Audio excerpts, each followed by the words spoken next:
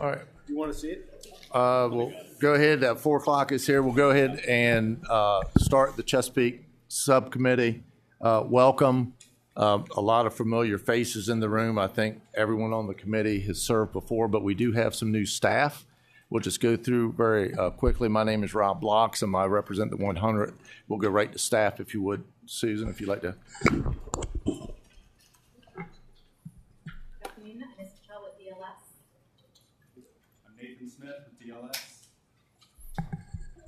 All right, and with that, we do have some substitutes that I'm aware of. So what I'd like to do is I have a motion to pull House Bill 1485 and House Bill 2095, and at least put the substitutes online so you have a chance to look at them. I'll entertain a motion. Mr. Chairman, I so move. Second. All right, so we have a motion and properly seconded to accept the substitutes on House Bill 1485 and House Bill 2095. So people have a chance to see them and read them. They're electronically ready to go. All in favor say aye. Aye. All opposed? All right. And with that, we'll go ahead and start the docket. I'm going to have, it looks like I'll have 3 meetings, 2 meetings after this short session. I will advise that if anyone has a bill and takes it by for the day, there's a good chance it might not be heard. I'm not sure the number of bills that we'll have on this docket, but it looks pretty heavy. With that, I'm going to go ahead and call, since Director Wells needs to exit, if House Bill 1970, Delegate Bennett Parker could explain her bill, please. Thank you, Mr. Chairman. The Commonwealth has done a commendable job of convening stakeholders and technical experts to address issues related to coastal flooding and the impacts of this flooding on coastal communities across the Commonwealth. The Coastal Resilience Master Planning Process and the Virginia Coastal Resilience Technical Advisory Committee are examples of effective efforts to address coastal flooding and resiliency efforts, align state programs, prioritize local and regional projects, and identify funding opportunities for these plans and projects. However, the Commonwealth has not focused as significantly on the issues related to inland flooding, including riverine and stormwater flooding, which threaten life, health, safety, and property in rural, suburban, and urban communities across the Commonwealth. This bill would address that by expanding the current Coastal Resilience Technical Advisory Committee, or TAC, to include a broader charge that encompasses riverine and stormwater flooding that impact our inland communities, membership that includes technical assistance from these inland communities, and direction that ensures this body influences the Virginia Flood Protection Master Plan. This will serve to ensure that all communities across the Commonwealth that experience flooding can benefit from the lessons learned, technical expertise shared, and recommendations made through the work of the TAC. Thank you, Mr. Chairman. All right, are there any questions from the committee for the patron? I guess I have one, Delegate.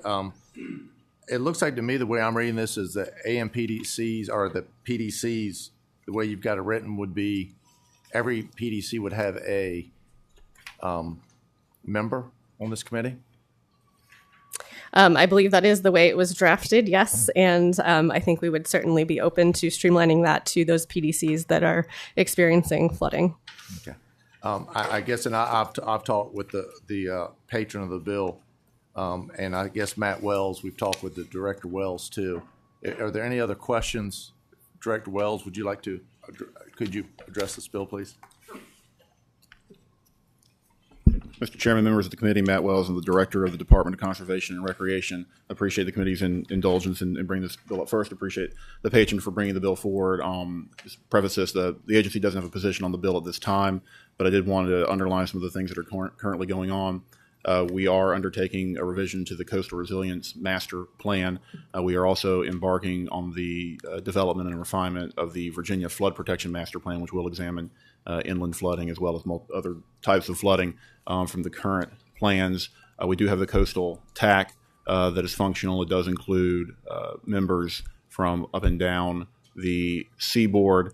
We have the ability to add additional members, and that group currently has the ability, in addition to supporting the update to the Coastal Resilience Master Plan, to inform the statewide master plan as well. In addition to all of this, we are convening a resilience coordination working group that will begin meeting at the end of the month to help coordinate the various programs that we have that include the plans and the studies and how we might expand the number of stakeholders to address to address these statewide issues, which we are very cognizant of. So this may be something that we could potentially address administratively through that working group, and then come back at a future time if that's something that's amenable to folks. Okay, any questions for Director Wells? All right, so at this moment, we'll entertain a motion. Mr. Chairman? Yes, Delegate Belbaugh. Yeah, if I could, I guess just kind of a statement, and I know we don't like to do statements and then motions all at the same time, but I do think this is a really important concept, right? And so we have gone from the idea that resilience is just a coastal issue to a painful reality that it is really statewide. And last year we did the important step of not only having a coastal resilience master plan, but also charging DCR with having one that focuses on statewide and inland flooding. And so I think it makes a lot of sense to be able to expand, your technical groups that are looking at this. At the same time, I also understand that you don't want your groups to get so large that they're unwieldy, right? And so if you've got 8 planning district commissions now, we've got 23 statewide, and so you got to kind of figure out what is the right mix. And that probably will take a little bit of time, but I understand that you're committed to coming back with some recommendations. And so, Mr. Chairman, I have a motion. All right, Dr. Bell, you have the floor. All right, so the motion would be to gently lay this on the table, but to request that the chair send a letter to Director Wells asking that he could work through the Resilience Coordination Working Group to look at and explore how they would go ahead and expand that group in order to make sure that we're covering both coastal and inland flooding with respect to the technical resources. Second. All right, so we have a motion on the floor that's been properly seconded to gently lay the bill on the table with a letter to Director Wells. All right, we'll proceed to the voting board.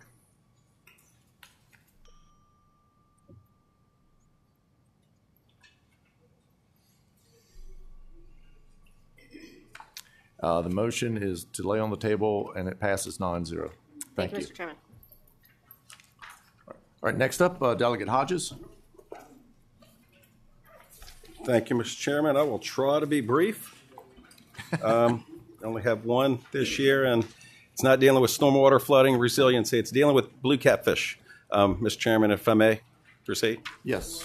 Thank you. So blue catfish. So what this bill does is it creates the Governor's Blue Catfish Industries Development Fund.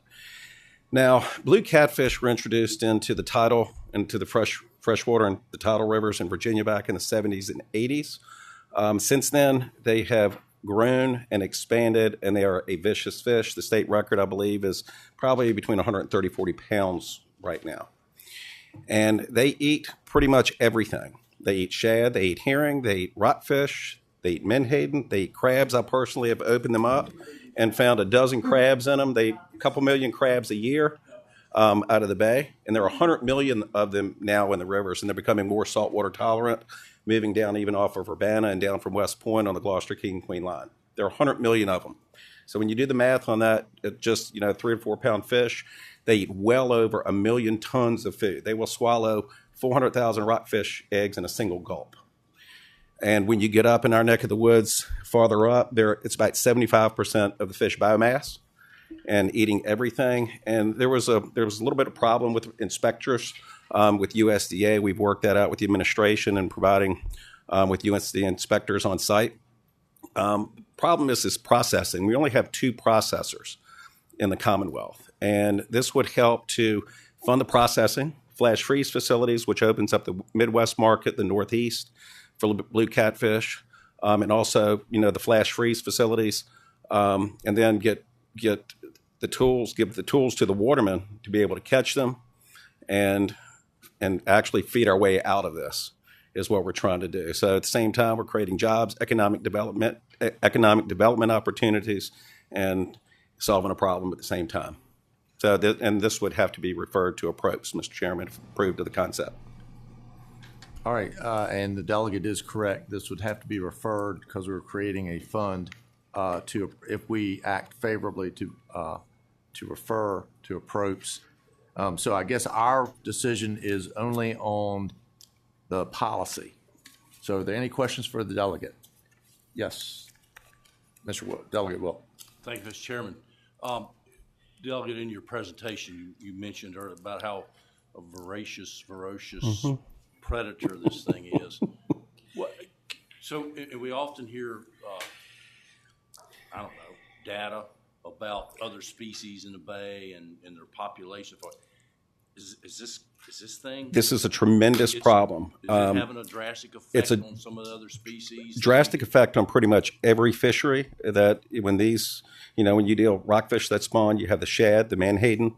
Menhaden actually spend the first year of their life in fresh and brackish water. These love the peanut bunkers, and when I look at the math on those and the how much they eat, it's a lot. The adult menhaden that never make it into the Chesapeake Bay. I've even seen them where they eat ducks and muskrats. So they eat everything. So we're going to try to feed our way out of it. All right, Delegate Weber.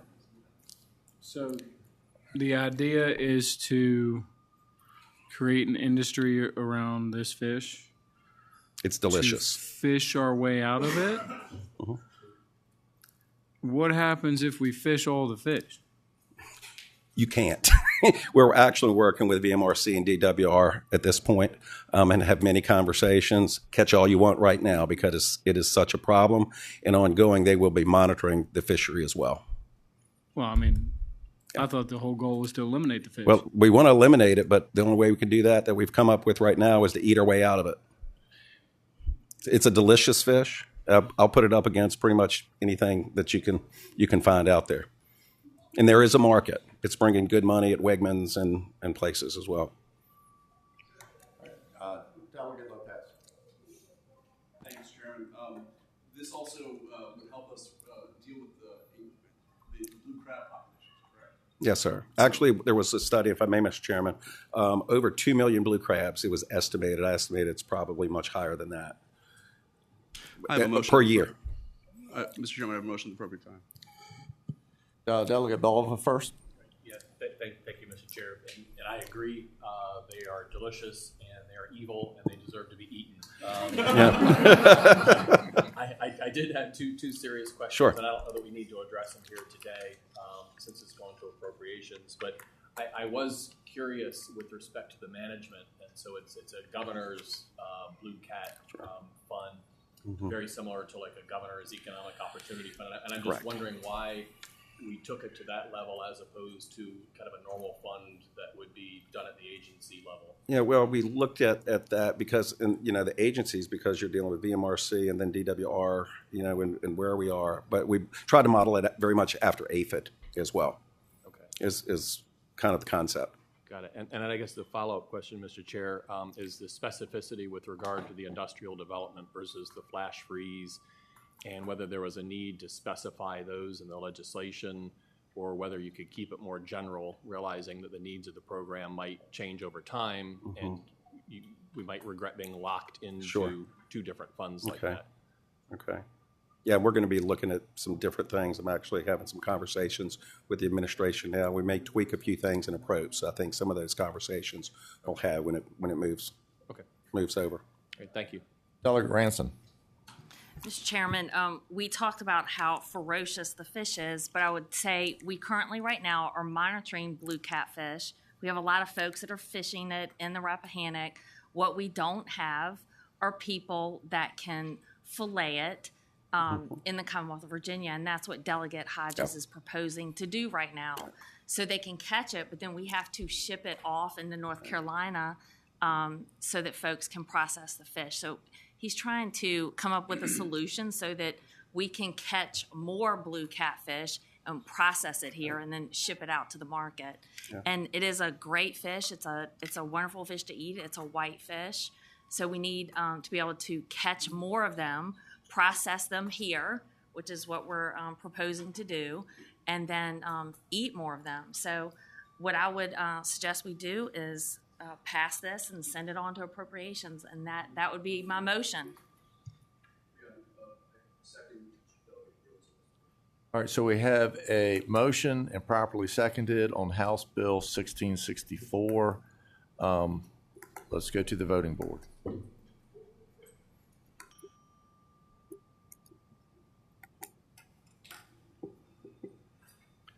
Motion passes 10-0. Thank you, Mr. Thank Chairman. Delegate. Thank you.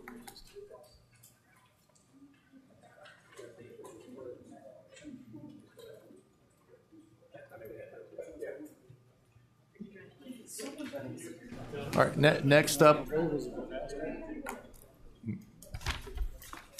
All right, next up, Delegate Weber has deferred to Delegate Bulova, House Bill 2095.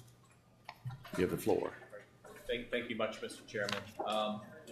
So the purpose of House Bill 2095 is to strengthen the state's drought response process by recognizing the unique challenges of managing the interstate drought response requirements for those who are relying on the Potomac River as their water supply. So just as quick background, Virginia actually started on the path to better water supply planning after a series of droughts starting in 1999 and then repeating itself in 2002.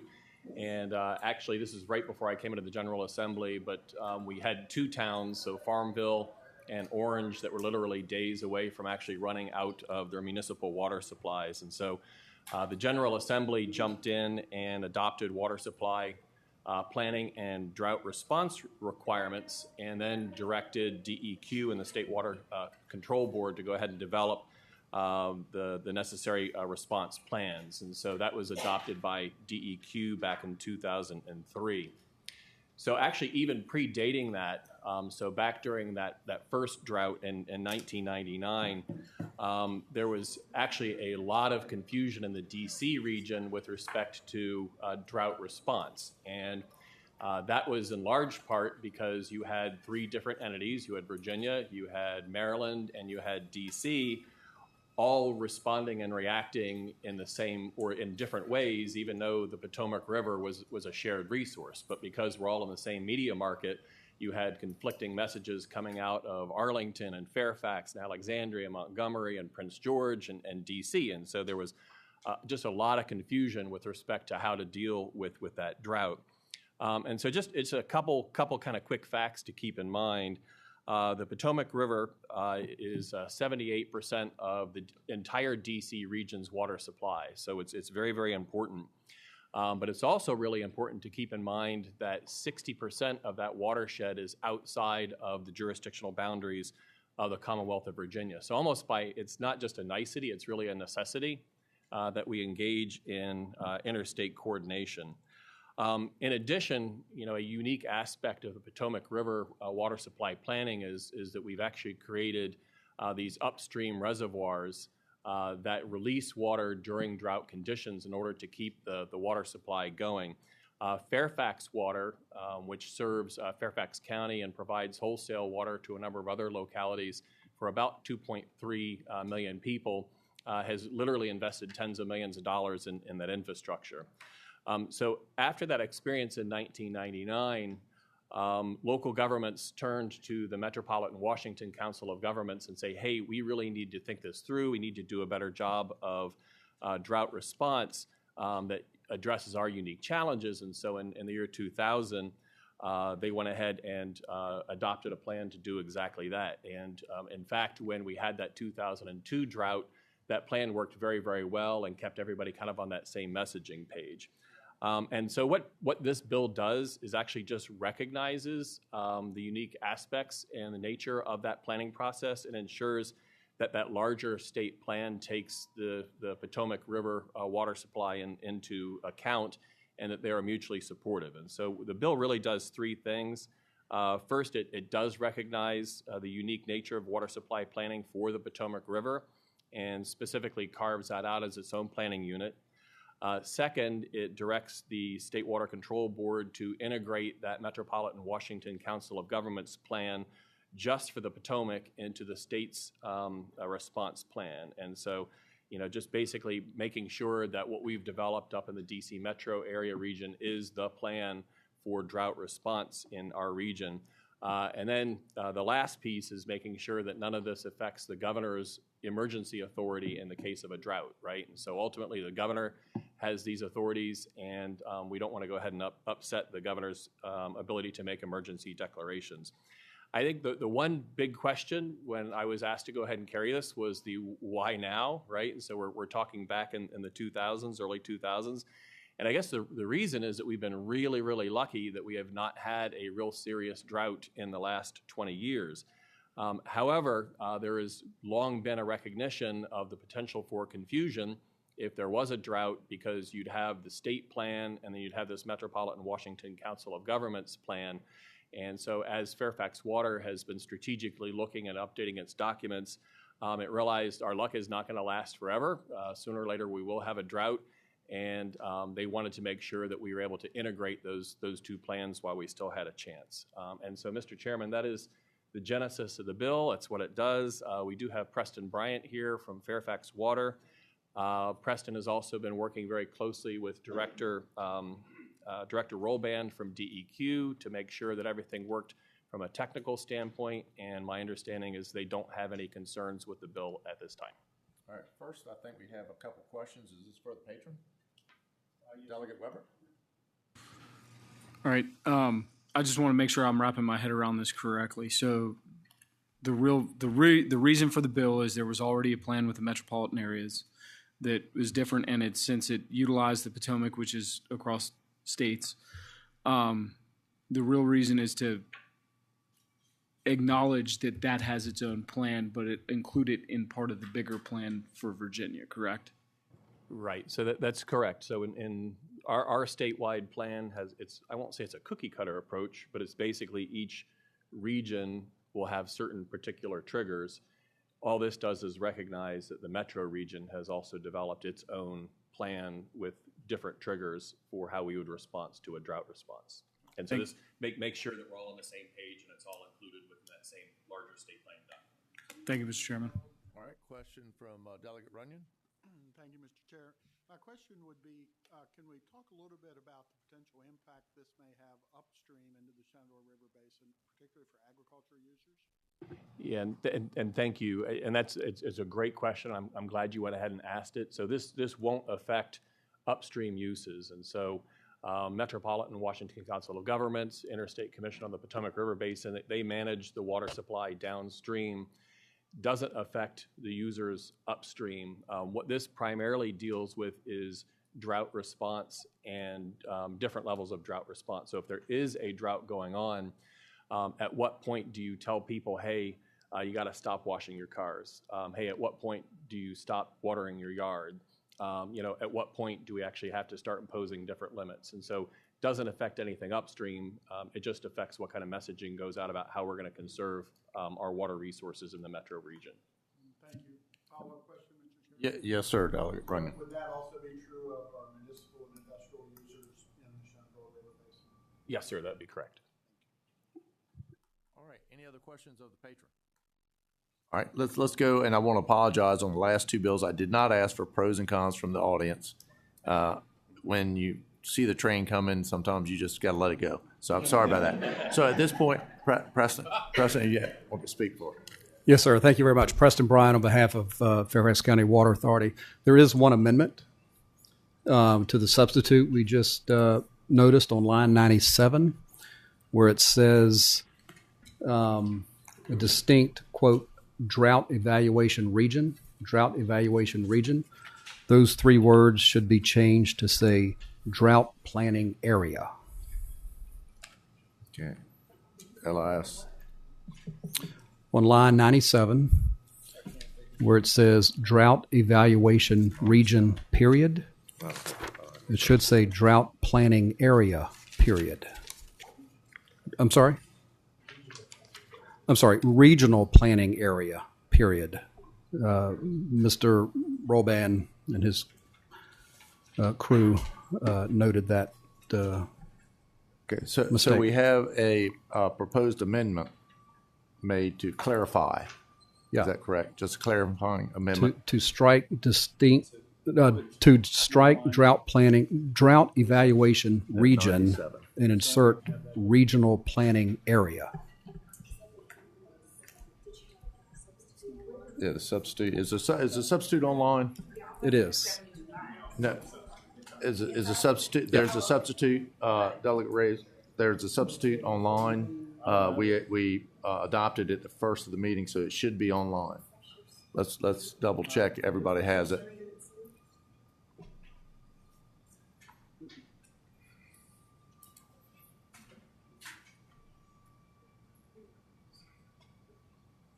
I don't have to go through LIS. It's not on IHOP.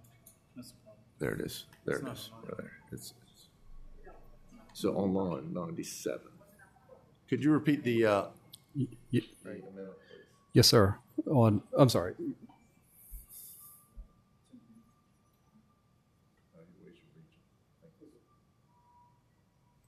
So the amendment is on line 97 and changing region to. I think it's drought evaluation region to regional planning area, correct? Yeah. Move the amendment. Second. All right, we have a. All right.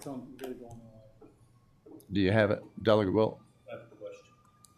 Yeah, yes, sir, Delegate Wilt.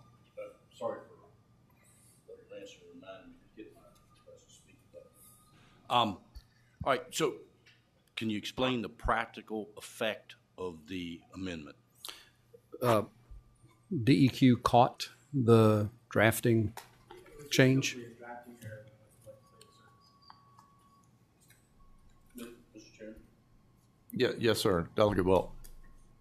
Is it safe to say that the amendment kind of goes towards Delegate Runyon's question? That it helps solidify exactly the area that we're talking about? Yes. As Delegate Bullivan noted, we're simply talking about the Potomac River watershed. We don't get into Shenandoah River watershed or others. Importantly, there are other reservoirs storage upstream. Those reservoirs are in Maryland. There are 3. And so this actually recognizes that there's additional storage for the Potomac River and the jurisdictions it serves. It does not get into Shenandoah River region or others. Does everyone understand the amendment? And so we have an amendment proposed. Do I have a motion on the amendment? So moved. All right, all in favor say aye. Aye. All right, so the amendment has been added to line 97. Any other questions? Anyone in the audience would like to speak in favor of the bill? Anyone like to speak against the bill?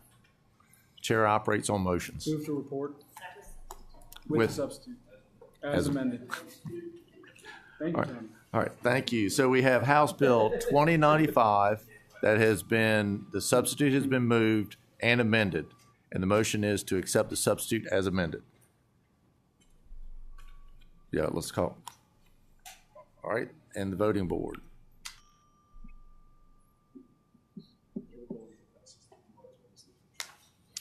Okay, the bill passes 10-0.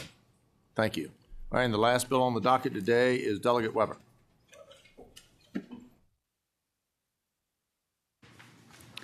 Thank you, Mr. Chairman. Mr. Chairman, before us is House Bill 1485, and we offered the substitute a little earlier. The substitute makes the bill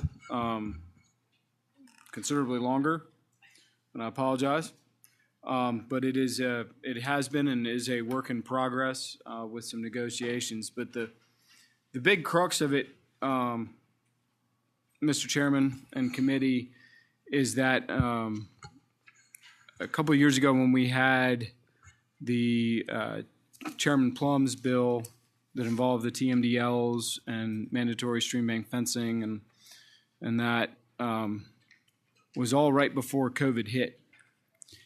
And when COVID hit, the soil and water boards and everyone involved faced many of the same issues and difficulties that we all faced when it came to COVID and implementing of programs and trying to accomplish goals that got halted. And then after COVID, we had the same issues in regards to a lot of the construction issues that we had. There's a reason we're not in the current General Assembly building that has really nice offices with conference rooms, and we are still in the Pocahontas. many of those factors also affect many of the issues that we are facing today when it comes to trying to implement certain practices, because a lot of these practices involve some of the same construction issues that have occurred. The other issue is that up until 2021, funding for these best management practices and of the like were never really fully funded, and it was a roller coaster when it came to funding. For those of you, I mean, most everybody on the committee has been around a very long time and understands that when it comes to fighting for a lot of that funding, it is a truly bipartisan effort in order to ensure that we have enough funding to accomplish the goals that we would like to accomplish when it comes to the Chesapeake Bay.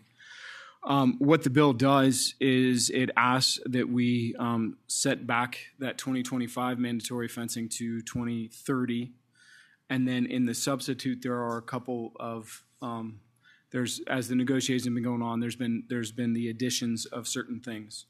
So if I may, Mr. Chairman, when it comes to the bill itself, when you come to the second paragraph itself, it talks about the commitment to provide a fully funded Ag BMP, as well as the technical assistance to that, to ensure that we have that for the next few years. It also goes on into the third paragraph, starting basically line 36. That is actually from the old, the former piece of legislation as well, and that was basically comes to the accountability. It comes to the group that is supposed to review annual progress and make recommendations. And Mr. Chairman and committee, I would like to point out that group never met in the last couple of years, and so that's another avenue that that could have been used to help and further our goals of cleaning up the Chesapeake Bay, but unfortunately it didn't meet, and so we're asking that it meet and provide recommendations, as well as progress reports and accountability for what is being put forward. And then as you move on further through the piece of legislation, Mr. Chairman, we have, as the way our structure works is we provide this funding, and then we have our soil and water districts. I'm actually was basically an assistant, or I was a director, and those, so like we in Fauquier, we have John Marshall Soil and Water. They are the group that helps perform and put out these practices and the like, and they have been having issues. So, for instance, Mr. Chairman, I'll give an example. My uncle has 250 acres that he would like to fence out and put fence out his creeks and put in a well and begin grazing it. And when I helped him, and when he went to apply for the program, we were told that before we even had approval for the best management practices, we should start talking to construction companies and fencing companies. And this is like 4 or 5 months out from the project. And so there's a lot of people that are facing these kind of backlogs. And so, we want to be able to improve on disbursement of that funding and making sure that we get where we want to go with that, and to get feedback from those soil and water districts. And then basically line 56 basically says that, no regulatory action shall occur as long as we are doing what we are saying we're going to do, i.e. we've got the funding, we've got the technical assistance, we're following through with the accountability that I mentioned in the other enactment clause. And then the final paragraph enactment clause is a report to the General Assembly in regards to where we are and what can be done further, et cetera, and what that group shall consist of too. And that's what the bill does, Mr. Chairman. All right, thank you, Delegate. We have a few questions. Delegate Williams Graves. I was looking for the substitute, and but I'm so yeah. Yes, ma'am. If you would like, I have a hard copy as well. Yes, ma'am. All right, let's hold up until everyone gets the properly substituted bill. Does anybody else need one? Yeah.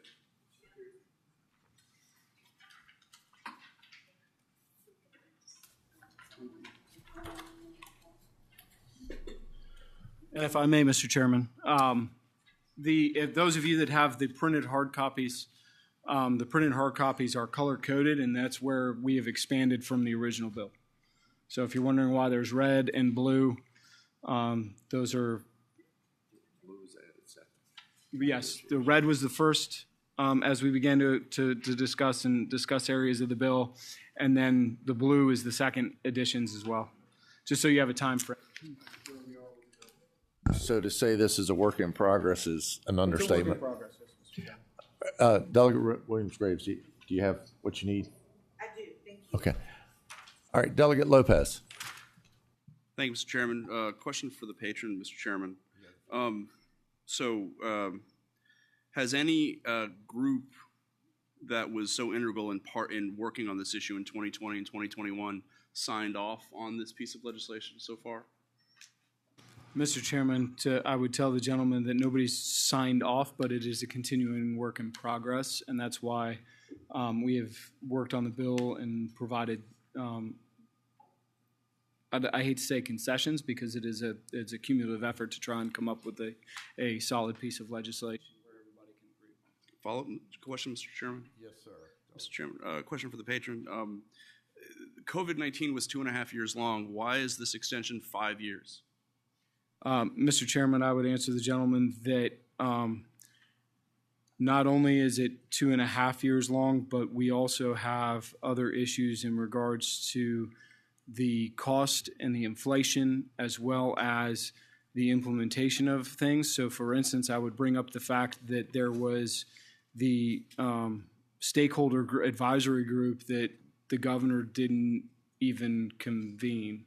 And so if nobody was moving forward, we would certainly need more time. Plus, when it comes to the actual funding, that full funding was basically set back a year because of the way we do our funding. And then again, we have the supply chain issues that have occurred in the past and are still occurring. Like I said, you've got to plan 3 or 4 months before you with a construction company before you even have approval of funding. Follow-up, Mr. Question, Mr. Chairman. Delegate Lopez. Perhaps this is for DCR or someone from Natural Resources that they can speak to why exactly none of these reports that were called for in 2020 and 2021 about every stage of this process have not been accomplished, what not been done. Don't everybody jump at once. I believe you'd have to ask the previous administration. Well, this administration's been around for a year. Seeing no one jumping to answer your question, Delegate Lopez. The bill at the appropriate time, Mr. Chairman. All right, Delegate Belva, I think, has a question. Thank you, Mr. Chair. And I guess for Delegate Weber, I did have a question on, I guess, of line 58 for the substitute. And so that's where you talk about not being able to take regulatory action. So those two sections with respect to 50 bovines and certain amount of acreage for nutrient management plans and stream exclusion, but then also providing that you can't take, even after July 1, 2030, regulatory action if reasonable progress is being achieved. And so I just wanted to kind of ask two questions. Number one is what is reasonable progress? And then also making sure that I'm reading this correctly, that even if we go ahead and fully fund everything on the state side and provide an additional 5 years until 2030, it sounds to me like you would still have an opportunity to not be able to go ahead and have those requirements go ahead and kick in. So anyways, maybe that's if you can confirm my understanding, but also what would be reasonable progress and how would you define that? Mr. Chairman, I would say, and somebody may correct me if I'm wrong that's been helping work on this, but on line 57 it says prior to, so nothing beforehand, as long as we're making reasonable progress. Part of that reasonable progress it will also be the stakeholder group that's in line 36 and that holds the accountability because they're going to reveal the annual progress, make recommendations towards the implementation of the plan, as well as on lines 44, you'll have the basically a list of such plans and progress reports shall include the number of policies completed, practices that needed to be complete, and that kind of thing. So that stakeholder group will be kind of defining what reasonable progress will be. Okay, Mr. Chair. Follow up. Yeah, just follow up, and I actually think you answered my question, which is I tried. And now it's kind of more of a question of whether this is redundant or even needed, because my understanding is none of this goes into effect until 2030 anyway, so it's got a whole delayed enactment clause, and so I guess why would you even need to say that you can't take enforcement action under those two sections if those two sections haven't even been enacted because they've got a delayed effective date? I would tell the delegate, Mr. Chairman, that during the negotiations, this is the language that we came up with, and so trying to be as clear as we can would probably be the reason why it's in there. I mean, we started with 2030, and then again, if you look at the blue section, it's I guess point out your question. It's what is reasonable progress? Okay, then the blue section is here's how we're going to determine what reasonable progress is. And then that way there is feedback and accountability as we go through the process. At least that's. I mean, I'm all for striking language, but. All right, Delegate Williams-Graves. Thank you, Mr. Chair. Speaking to the bill with a question, I think. I am a little bit disappointed that the commission hasn't met. We've all adjusted to Zoom and Google Meets when it comes to meetings, and so I think that that's disappointing. I think also, or I believe rather, that moving this to an arbitrary 2030 without having this commission done anything, I think is a little bit premature. What I personally would like to see them do is actually do some work in the next 2 years and then come back to us with a reasonable time frame that they feel like they would need to complete the work. And if there were any other budgetary needs at that time, we could address those as well. But just to move it because they've done nothing, I think is unreasonable. That's all, Mr. Chair. All right, Delegate Lopez. Speaking of the bill. All right, do we want to take, want to let some of the audience participate? They might be able to answer some of our questions. So people that would like to speak in favor of the bill, please. Thank you, Mr. Chairman. Marjorie Moore, Virginia Farm Bureau. We brought forward this bill. Our membership, when you look at the needs assessment, and I'm happy to provide a copy of that, that work group was able to get back and start it this year, and you will see that the funding actually aligns itself with 2030. So in our mind, that this bill allows us to set up a realistic timeline, because last year was the first time that we ever fully funded it. And for all of those years that we did not fund it, all of those dollars moved forward. So it only compounded the problem even more. We also finally have the staffing for the soil and water conservation districts to provide technical assistance. And you've got to get those new employees certified. I know on the budget side that a number of us are supporting a number of initiatives to try and speed that up. And so we have the staffing. We finally have the funding. We need the funding to continue. We believe that this sets us up as being successful in achieving these nutrient load reductions. And we believe that the accountability with regards to farmers utilizing these funds. Last year was probably one of the largest years as far as the amount of monies that was made available through this program. And as of December, 54% of those dollars were already committed. So to me, that is a demonstration that when the money is there, farmers want to do this. And that what we believe is that this is just a way to make this a realistic timeline and set us up for success. Thank you. All right, thank you. Any questions for Farm Bureau? All right, here and as we've got some more people. Come on to the front. State your name, please. Yes, sir. Jim Riddell with the Virginia Cattlemen's Association, and we support the bill. We have about 25,000 beef cattle operations in Virginia, and with dairy, it represents about a $700 million economic activity annually. We were all here several years ago, as you know, and provided input and guidance, a lot of us, on the original bill for fencing out streams and nutrient management plans. And I really want to talk about fencing out streams. There's a real challenge right now to fencing out streams for a couple of reasons, and water projects. And I have cattle myself, and I've got about 7 or 8 waterers as well as the fencing, and I'm working on some more. There's not enough contractors. Most farmers don't do the fencing themselves and the waterers. They don't. And there's not enough contractors out there. We need more, and I'm sure they'll come. And also, the committee that we were a member of never met in this period. So it was kind of interesting, as you brought out, Delegate, that it didn't.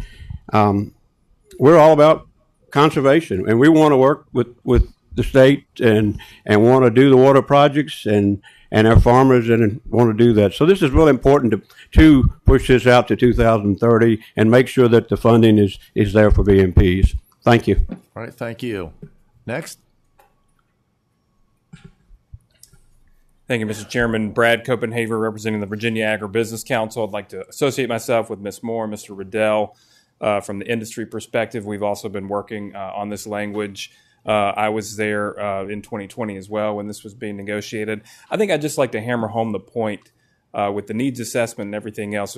We finally have the pieces in place, all the pieces of this puzzle to set ourselves up for success. And like Mr. Riddell and Ms. Moore stated, farmers want to participate. They want to do the right thing. And now that we finally have predictable commitments from the state, and we have our soil and water districts getting the people that they need, getting them trained, we're finally on this path. And 2030 is what we think we need to achieve that. So appreciate the patron for bringing this bill and look forward to continue working on it. Any questions for the speaker? Delegate Lopez. My question for the Agribusiness Council is, are farmers signing? I mean, if farmers, as you just said, want to make this program work and they want to sign up, how many have signed up so far, and have they met the goals they need to be meeting over the last several years? I think, Mr. Chairman, Delegate Lopez, Kendall from the Soil and Water Districts can answer that a little better. But our signups for the money that was appropriated last year is really meeting those expectations, and she has those exact numbers. But I think we're getting the money out the door now that we have it committed and we have the staff members able to actually make it happen. I think the soil and water districts, I know mine, I think the next speaker can answer your question, Delegate Lopez. I know my soil and water has moved more money out the door than they ever have. But that's just from...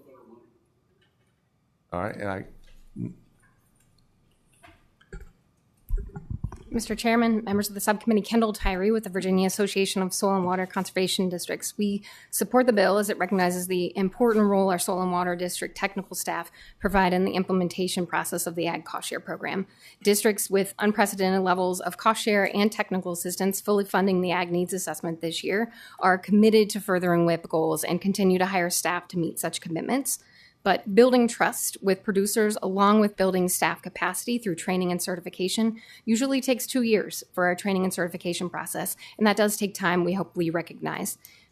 Having said that, the momentum and the floor pedal to the metal, they are moving unprecedented levels of cost share funding, and sign up is there.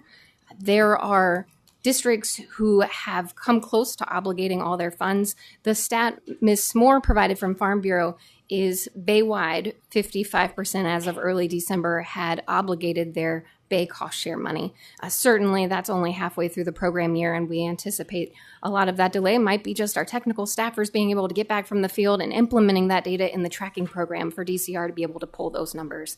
So certainly, we will work closer with you, Delegate Lopez, and offer you closer numbers, get that from DCR to get a better number in terms of how much has been obligated through this month. But I can honestly say our districts, who are now over 200 staff, are implementing at levels we've never seen before. I want to align myself with stakeholders previously, thinking that this really does allow our districts and our farmers to be successful in achieving nutrient loads as required in the Bay TMDL in a realistic time frame. All right, any question for the soil and water districts? All right, hearing none, is there anyone else to speak in favor of the bill? Okay, I'm sure there's some to speak against the bill.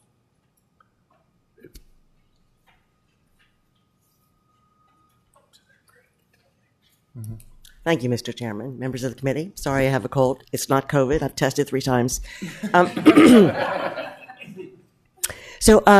First, I would like to thank the patron for bringing this bill and for his patience in hearing from us, allowing us to work together. We met today. We met Friday as soon as we saw the bill that had dropped. We're committed to finding a solution to the problems that everyone has identified here.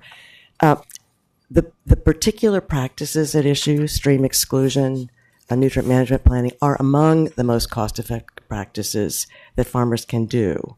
They're among, therefore, the most important that Virginia should encourage because it's fiscally sound. Stream fencing, for example, can, under certain circumstances, provide nutrient reduction and other farming benefits for more than 15 years. So this is sound practice. Virginia overall, in working toward its longstanding commitments to restore the Bay, has made substantial progress.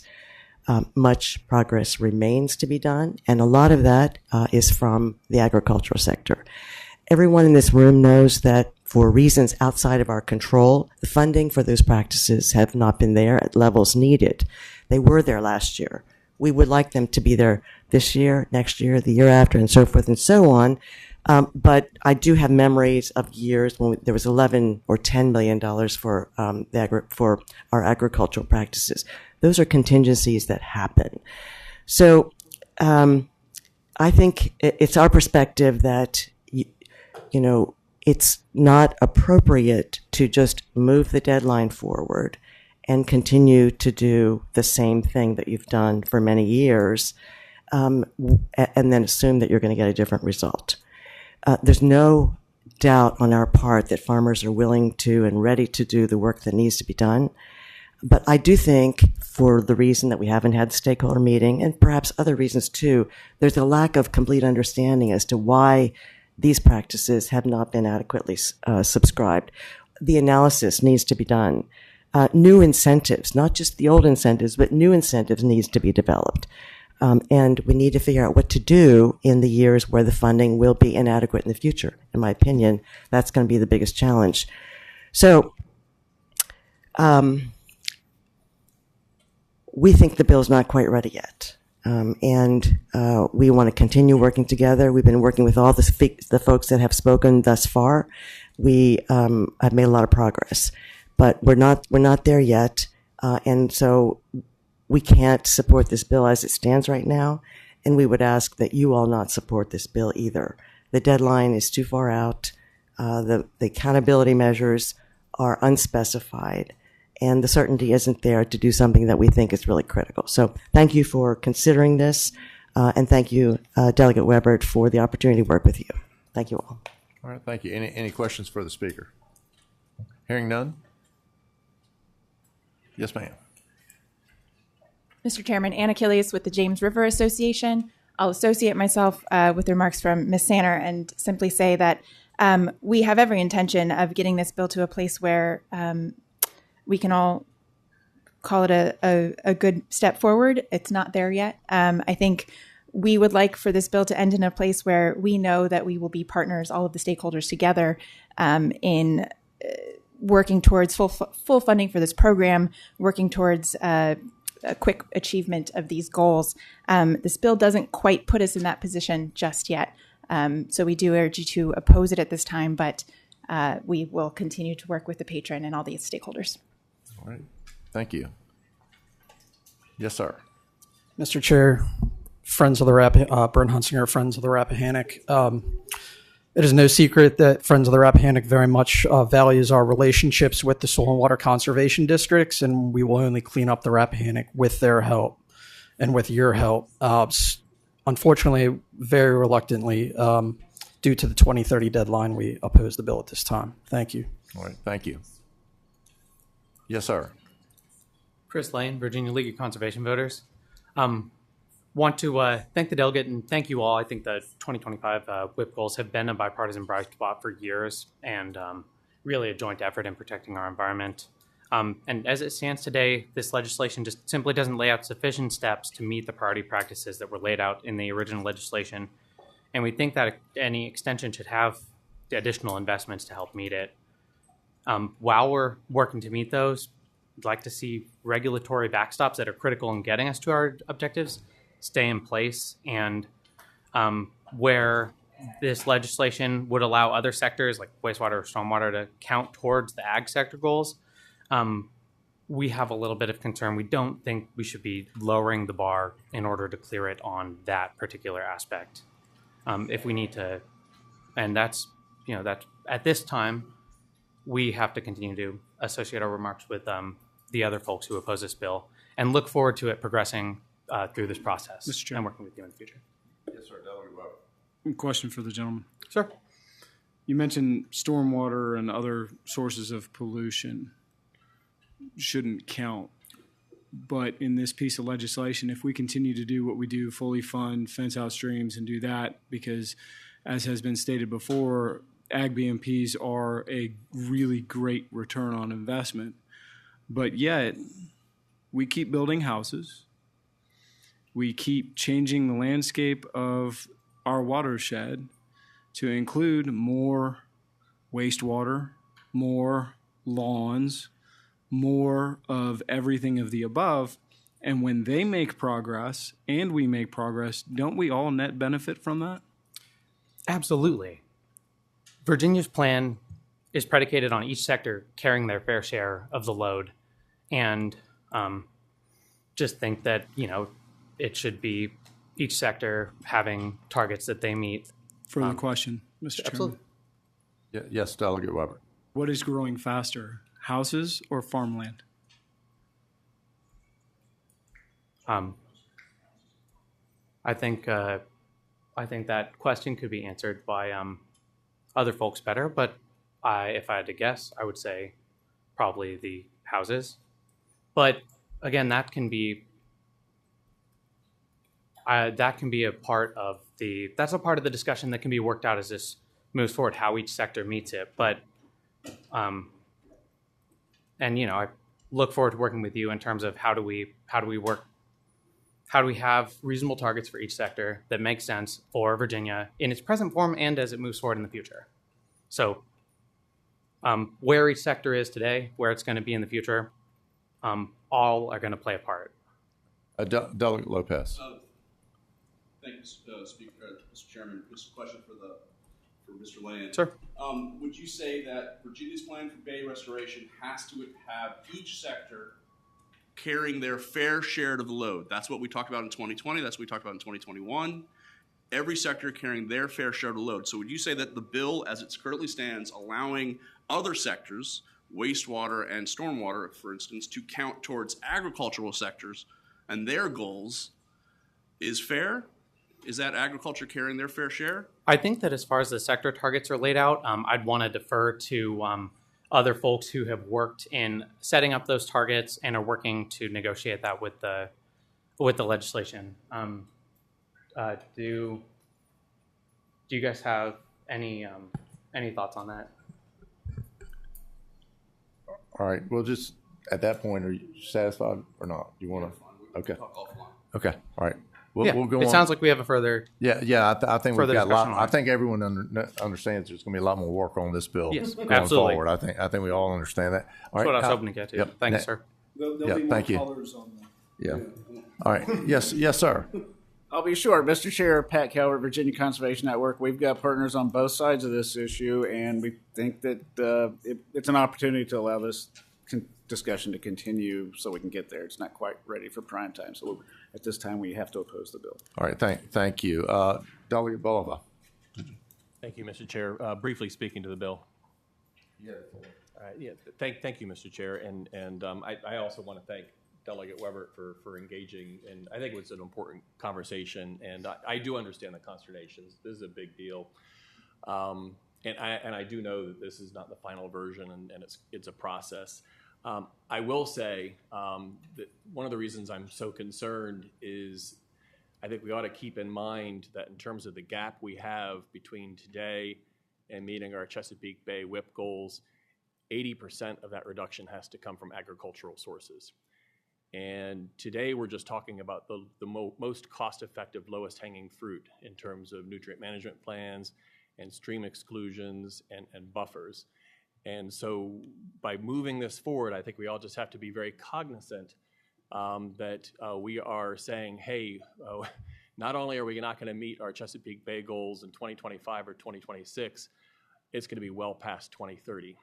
And that makes me feel exceptionally uncomfortable to go ahead and say that.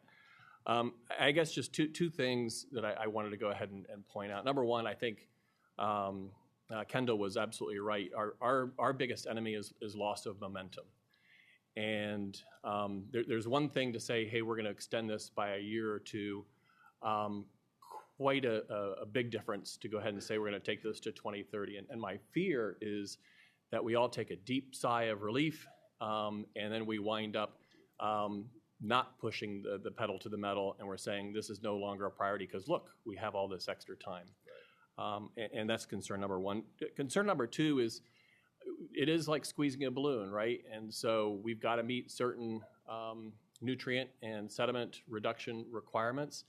And if we roll back or indicate to EPA that we're not going to be able to make it with respect to agricultural, we do have the potential for backstops. And so, if you have a locality with a wastewater treatment facility that has a permit, or if you have an MS4 community that has a permit, they are all fair games for having their reductions increased in order to go ahead and balance that off. And so, again, I just think we need to be cognizant of that moving forward. My preference, honestly, is we've got a couple years to go before we reach that 2026. I think that pressure has served us well in terms of making sure we have that funding, and we have a couple more years to decide whether we need to go ahead and give a couple more years. But again, I again appreciate the patron for opening up that conversation, but hope that we don't go ahead and extend it to 2030 with this bill. All right. Thank you. Delegate Lopez.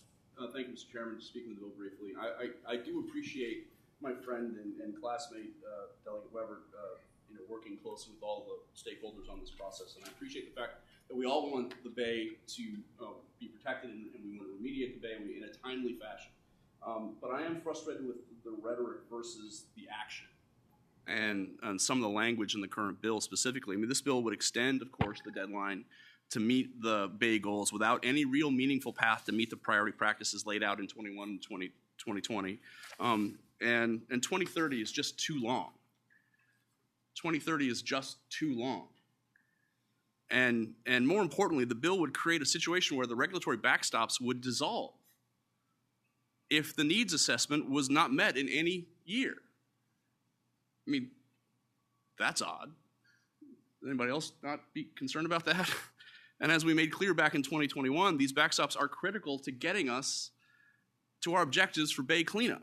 So if we finally have the tools to meet the targets, why would we need to remove the regulatory backstops that we've been critical in making progress? I think I know why. No one's saying it, but we all know why. And the bill would allow other sectors like wastewater and stormwater to count towards agricultural sector goals. So Virginia's plan for Bay restoration has to have each sector carrying their fair share of the load. And this doesn't do that. And we all know it doesn't do that. And we also all know that 2030 is way too long. So I hope we will oppose this bill and allow it to be negotiated and allow the current process we have in place, and also allow us to have more robust conversations with the current administration, who said in the State of the Commonwealth address his strong desire to see a remediated Chesapeake Bay. He's had a year to show his support for it with the WIP 3 goals. It's pretty obvious that there's empty rhetoric here. Delegate Fillicorn. Thank you, Mr. Chairman. And I do believe that almost everything has been said, just not by everybody. So I am not going to take up too much time, but I cannot in good faith really support this this bill. I think it's for the reasons stated by several of the stakeholders here and advocates, as well as several of my colleagues. I think there was good faith in the bill. We have deadlines that haven't been met. I think this new draft, lowers the bar. I think we should all be concerned. I think there's a lot of support, bipartisan support for cleaning up the bay, and as a bipartisan priority for all of us. We still have several years left. I think we need not move forward with this bill right now. Let's see what we can do. I think, as Delegate Williams-Graves has said too, little to nothing has been done thus far, so we have time. We don't need to move forward with this bill at this time, and especially without accountability measures, I could not support this. And I hope we appreciate the patron engaging in the conversation and all the work that I understand has been done with many of the stakeholders in good faith. But again, I think it's too little and right now, and honestly too soon. All right, thank you. Delegate Weber, last word. Thank you, Mr. Speaker. Mr. Speaker, I would ask all of my colleagues to support this piece of legislation for numerous reasons. The first is, I think when it comes to fighting for Chesapeake Bay TMDL money from our appropriations over the last 12 years, I don't think you would probably find anyone more fervent than I. Chairman Ed Scott and I, in 2015, I believe, got the first fully funding. Let me tell you what it's like being a cattleman when it comes to this stuff. You ever watch Charlie Brown and Lucy in the football? That's what we feel like. So right now we're going to fully fund, we're not going to fully fund, we need technical assistance, we don't need technical assistance. That's been happening for a decade. And every year we lose farmland. Every year we lose the ability to feed ourselves locally. And every year other sources grow. So if we are going to talk about a fair share, that definition probably should change. The other is this. When it comes to implementing this stuff, you will find that a man who's got to wake up at midnight because he's checking on calves doesn't have time to build a fence. And if he's got to check again at 3 o'clock, and then again at 4 o'clock, he's got to wake up at 7 and feed cattle, which my employee does every day at 7 a.m. We don't have time to build fence, and so we have to get contractors to be able to do that. And when there aren't enough of them to be able to accomplish what we're going to do, forcing them to build their own fence out of a mandate is completely dysfunctional and not going to work. So then what are your alternatives at that point? You're going to throw the man that feeds you in jail because he's not putting in fence, because he's too busy raising calves, because the cattle market ends up being upside down because the price of corn went up and all of a sudden his margins shrink? When it comes to the fair share and we lose market and we lose our farmland, and we are making drastic strides when it comes to funding, when it comes to the implementation of these ag BMPs, but yet everything else that produces pollution for the bay is growing, I think we need to discuss this on a much broader scale. And I do not believe that moving it back 5 years, because again, we have not had funding for decades, as well as the government has said we are going to fully fund. The government says we're going to do a convenient work group, and they didn't exist until this following year. We finally had a work group that produced our needs assessment, and now we know what we have and where we need to go, and we have a roadmap. And that roadmap says that we can achieve our goals by 2030. So that's the reason for the piece of legislation, and I would strongly urge all of my colleagues to support those of us that give us the shirts on our backs, the wood in our homes, the meat on our table, the soybeans for our tofu. Got to hit my vegan seatmate. The ability to move forward and continue to work together to provide for a cleaner bay. Thank you.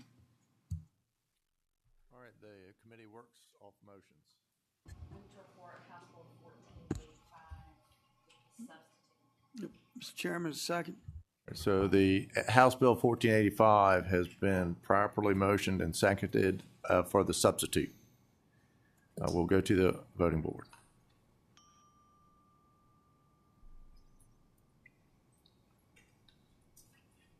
The bill reports 6-4. Seeing there's no more bills on our docket, committee adjourns. Hit the game.